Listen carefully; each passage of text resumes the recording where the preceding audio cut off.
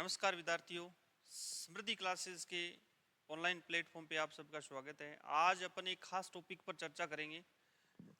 वो है कोई भी कंपटीशन एग्जाम हो, खास करके सिविल सर्विसेज का या राजस्थान पुलिस एसआई वाला हो, इसके लिए तो खास है ही है। इसके अलावा अन्य भर्तियों के लिए भी खास है ये टॉपिक।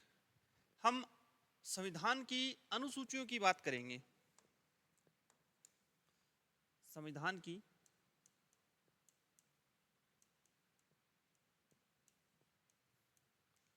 अनुसूचियां।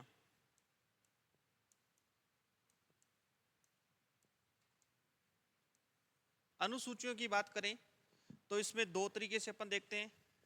एक तो देखते हैं मूल संविधान में कितनी थी संख्या में, और एक देखते हैं वर्तमान में इनकी संख्या कितनी है। अगर मूल संविधान की अगर बात करें तो मूल संविधान में अनुसूचियों की संख्या 8 थी। कितनी थी? 8। और वर्तमान में इनकी संख्या बढ़ के कितनी हो गई है? 12। आज अपन पूरी 12 अनुसूचियों के बारे में देखेंगे और साथ में ये भी देखेंगे कि कौन कौन सी अर्थात 9वीं, 10वीं, 11वीं और 12वीं अनुसूची कब और कैसे जोड़ी गई। तो देखना शुरू करते हैं अपन। यहाँ पर सबसे पहले अनुसूची 1 की बात करते हैं। अनुसूची 1 की अगर बात करें तो अनुसूची 1 में संघ और उसका राज्य क्षेत्र उल्लेखित है। क्या उल्लेखित है? संघ और उसका राज्य क्षेत्र। संघ और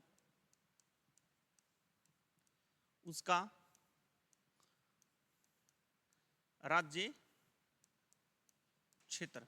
अर्थात हमसे पूछा जाए कि भारत के राज्यों का उल्लेख अर्थात केंद्र शासित प्रदेशों का उल्लेख कौन सी अनुसूची में मिलता है? हमें अनुसूची 1 में। आज वर्तमान में बात करें तो वर्तमान में राज्यों की संख्या यहाँ पर कितनी है? 28 है। कितने राज्य हैं? और अगर केंद्र शासित प्रदेश की बात करें, केंद्र शासित प्रदेश कह सकते हो, संघ शासित प्रदेश कह सकते हो। केंद्र शासित प्रदेश जो है इनकी संख्या कितनी है? 8। इनका उल्लेख कहाँ किया गया है? अनुसूची नंबर 1 में। प्रश्न पूछा जाता है कि नए राज्य का गठन, नए राज्य का निर्माण, केंद्र शासित प्रदेशों का गठन, ऐसा कुछ किया जाता है तो संविधान की कौन सी अनुसूची में असर फर्क पड़ता है? तो अनुसूची 1 में फर्क पड़ता है। बात करें अनुसूची 2 की। अनुसूची 2 जो है वो बात करता है जो पदाधिकारी हैं, विभिन्न पदाधिकारी जो हैं, विभिन्न जो पदाधिकारी हैं इनके वेतन, भत्ते व पेंशन का उल्लेख है। किसका उल्लेख है? पेंशन का उल्लेख किया गया है। तो किस किस का किया गया है उसकी भी चीज जिक्र कर लेते हैं। सबसे पहले अपन बात करें तो यहां पर भारत का जो राष्ट्रपति है वह साथ में राज्यपाल है। इनके वेतन भत्तों का उल्लेख किया गया है, लेकिन खास बात आपको ये जाननी होगी कि राष्ट्रपति और राज्यपाल के लिए वेतन शब्द का प्रयोग नहीं किया गया है, परिलब्धियां शब्द का प्रयोग किया गया है। राष्ट्रपति व राज्यपाल का के परिलब्धियां की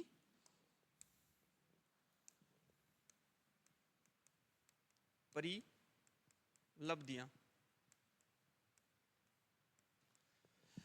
फिर बात करें अपन लोकसभा अध्यक्ष व उपाध्यक्ष का वेतन। फिर बात करें अपन राज्यसभा के सभापति व उपसभापति का वेतन। फिर बात करें अपन सर्वोच्च न्यायालय व उच्च न्यायालय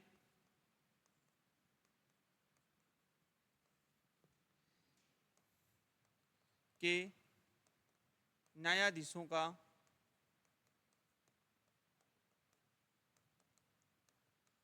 वेतन। फिर बात करें नियंत्रक एवं महालेखा परीक्षक का वेतन। ये सारे पदाधिकारी है, इन सारे पदाधिकारियों के वेतन का उल्लेख कहाँ है? अनुसूची 2 में।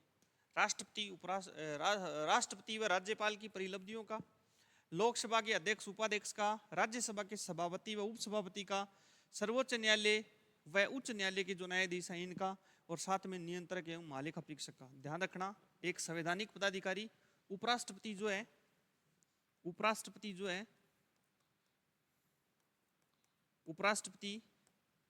के वेतन का उल्लेख, उपराष्ट्रपति के वेतन का उल्लेख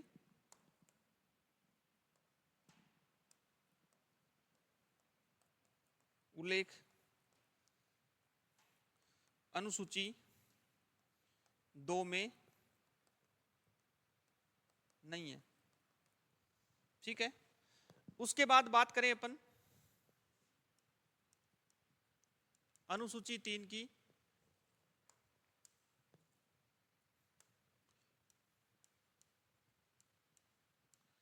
अनुसूची 3 में विभिन्न पदाधिकारियों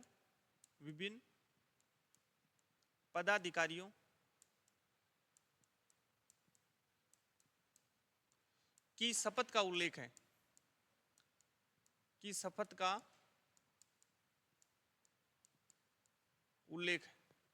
यहां पर अगर बात करें तो किन किन की शपथ का उल्लेख है? सबसे पहले अपने को ध्यान रखना है विधान मंडल, एक मिनट ऐसे लेते हैं इसको, संसद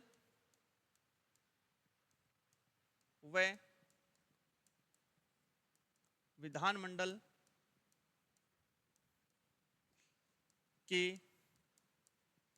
सदस्यों की शपथ।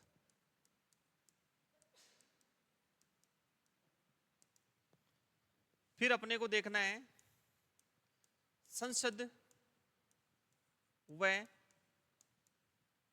विधानमंडल के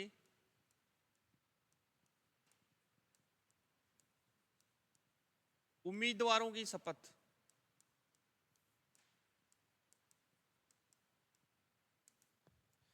फिर हमें देखना है सर्वोच्च न्यायालय व उच्च न्यायालय के न्यायाधीशों की शपथ।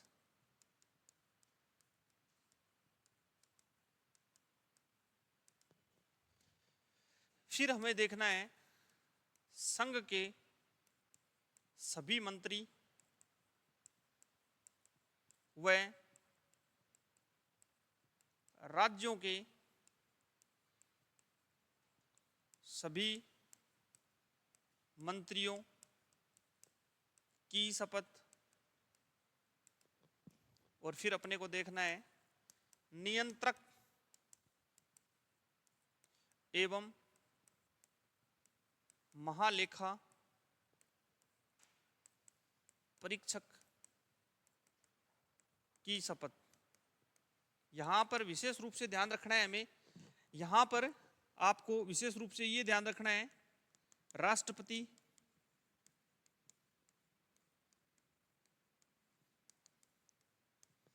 उपराष्ट्रपति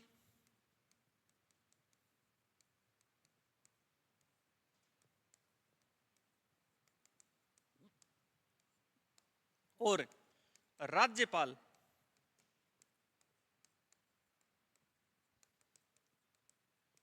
की शपथ का उल्लेख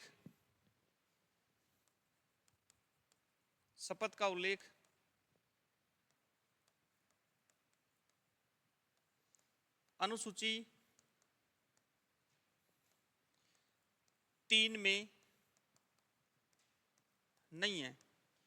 इनकी शपथ का उल्लेख जो है, राष्ट्रपति की शपथ का उल्लेख अनुच्छेद 60 में है, उपराष्ट्रपति वाली का 69 में है, और राज्यपाल वाली का 169 में। फिर अगली बात करें अपन अनुसूची 4 की, इसमें राज्यसभा की सीटों का आवंटन किया गया है। सीटों का आवंटन किस आधार पर किया गया है? जनसंख्या के आधार पर।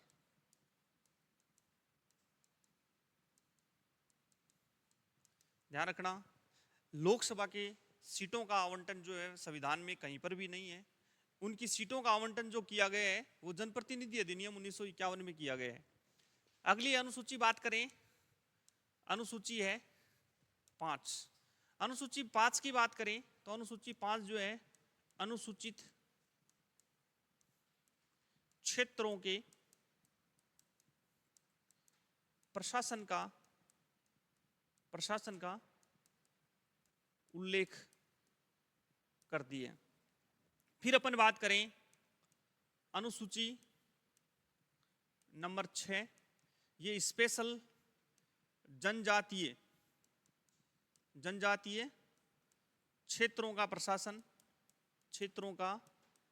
प्रशासन और खास रूप से ध्यान रखना है, इसके लिए अपने को याद रखना है अमी मैत्री का मतलब है, ए का मतलब असम, मी का मतलब मिजोरम, मे का मतलब मेघालय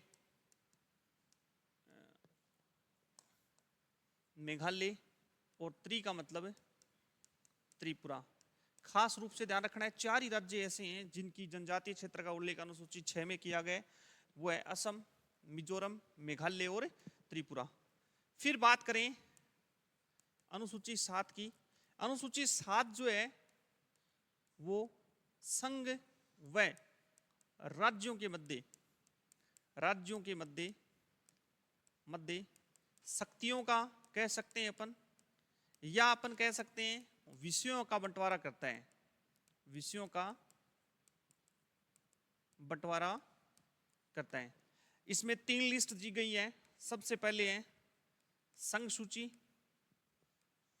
राज्य सूची और समवर्ती सूची। संघ सूची पर कानून केंद्र बनाएगा, राज्य सूची पर कानून राज्य बनाएगा और समवर्ती सूची पर कानून केंद्र और राज्य दोनों बनाएंगे। यहां पर बात करें जब संविधान लागू हुआ था 1950 को, उस समय यहां पर कितने विषय थे? 97 विषय थे। यहां पर कितने विषय थे? 66 थे। और यहां पर कितने विषय हुआ करते थे? 47 विषय हुआ करते थे। आज वर्तमान की अगर बात करें तो वर्तमान में यहां पर ये विषयों की संख्या बढ़कर यहां पर तो कितनी हो गई है? 100 हो गई है। और यहां पर 61 और यहां पर कितनी हो गई है? 52। फिर अगली बात करें अनुसूची 8 की। अनुसूची 8 जो है वो भाषा की बात करती है। भाषाओं का उल्लेख है। यहां पर किसका उल्लेख है? भाषाओं का उल्लेख है। और जिस दिन संविधान लागू हुआ था उस दिन इसमें कुल 14 भाषाएं थी। कितनी भाषाएं थी? 14 भाषाएं थी। और आज वर्तमान की बात करें तो वर्तमान में कुल कितनी भाषाएं हैं? 22 भाषाएं हैं। और जब भी संविधान में कोई नई चीज जोड़ी जाती है या हटाई जाती है तो उसके लिए संविधान में क्या करना पड़ता है? संशोधन करना पड़ता है। तो बात करें अपन 15वीं भाषा। 15वीं भाषा के रूप में कौन सी भाषा जोड़ी गई? सिंधी भाषा जोड़ी गई। और इसके लिए एक संविधान में संशोधन किया गया था जिसको बोलते हैं 21वां संविधान संशोधन। और 21वां संविधान संशोधन कब किया गया था? वो किया गया था 1971 में। फिर बात करें अपन 16वीं, 17वीं और 18वीं भाषा। नेपाली भाषा जोड़ी गई, मणिपुरी भाषा जोड़ी गई और कोंकणी भाषा जोड़ी गई। ये तीनों भाषा जो जोड़ी गई थी वो 71वें संविधान संशोधन, संविधान संशोधन 1992 के द्वारा जोड़ी गई थी। फिर 19वीं, 20वीं, 21वीं और 22वीं इन भाषाओं की बात करें तो ये जोड़ी गई थी। 19वीं भाषा थी बोडो, 20वीं थी डोगरी, 21वीं थी मैथिली और 22वीं भाषा थी संथाली भाषा। कौन सी भाषा थी? और इन सब को जोड़ा गया था 92वें संविधान संशोधन। ये ध्यान रखना है, ये तो अपने गलत देख लिया इसमें, ये 1967 में जोड़ी गई थी। कब जोड़ी गई थी? 1967 में। 21वां संविधान संशोधन कब हुआ था? 1967 में हुआ था। 92वें संविधान संशोधन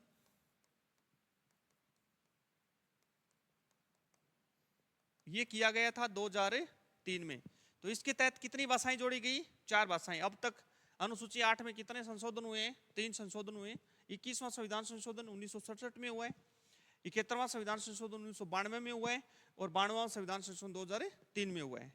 उसके बाद में बात करें अनुसूची 9 की। अनुसूची 9 जो है वो मूल संविधान में नहीं थी, इसको जोड़ा गया था प्रथम संविधान संशोधन के द्वारा। और प्रथम संविधान संशोधन कब किया गया था? प्रथम संविधान संशोधन 1951 के द्वारा। हाँ, प्रथम संविधान संशोधन संविधान सभा के द्वारा किया गया था। किसके द्वारा किया गया था? संविधान सभा के द्वारा। और इसमें 9वीं अनुसूची जोड़ी गई जो किसकी बात करता है? भूमि सुधार की बात करता है। भूमि सुधार की बात है। इसमें कुल 284 अधिनियम डाल रखे हैं। कितने अधिनियम डाल रखे हैं? 284 अधिनियम इसके अंदर डाले गए हैं।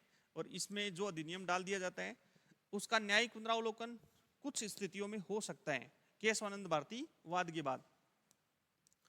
फिर बात करें अनुसूची 10 की। अनुसूची 10 बाद में जोड़ी गई।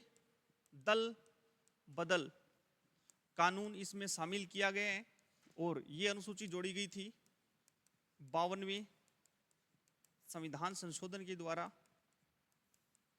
और 52वां संविधान संशोधन जो है वो कब किया जाता है?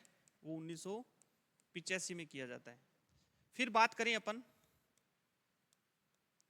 अनुसूची 11 की, और ये पंचायती राज का उल्लेख करती है। और ये अनुसूची भी कब जोड़ी गई थी? 73वें संविधान संशोधन